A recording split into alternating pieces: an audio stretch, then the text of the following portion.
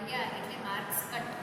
પણ મકરાસન અને શવાસન એમાં આપણા પગ હાથ થોડાક જઈ શકે છે બહાર, એમાં વાંધો નથી. પણ એના માટે આપણું આસન આટલું આ સાઇઝનું આસન હોવું જોઈએ.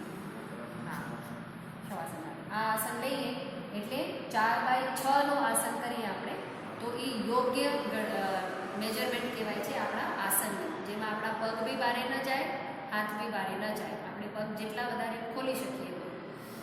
ચાલો, તો હવે આપણે કરશું મરકટાસન.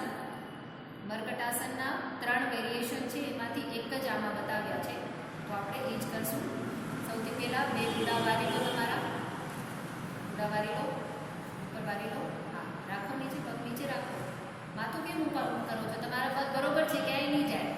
હવે 2 હાથને ખભાની લેવલ પર રાખો, હથેળી જમીન તરફ. હજી સેજ નીચે કરો, 2 હાથને સેજ નીચે, થોડાક નીચે લઈ જાઓ હાથને. હા, ઠીક છે.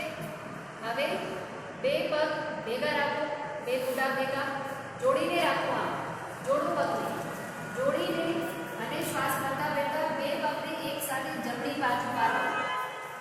જમણી બાજુ વાળો, તમારા જમણી બાજુ ક્યાં?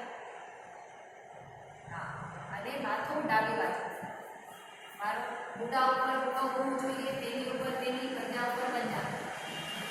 અને માથું કોની બાજુ? આખો વારી લો. યસ. આ મરકટાસન. હવે શ્વાસ ભરતા ભરતા પાછા આવો. પગને કાંઈ છૂટા નથી કરવાના, એક સાથે માથું સીધું કરતા જાઓ અને બીજી બાજુ કરી જાઓ.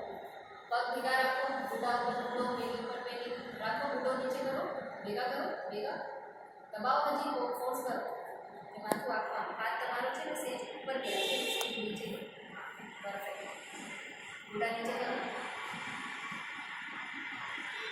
પકડી રાખો. શ્વાસ કરતા કરતા ઉપર. 2 પગ એક સાથે ઉપર આવો.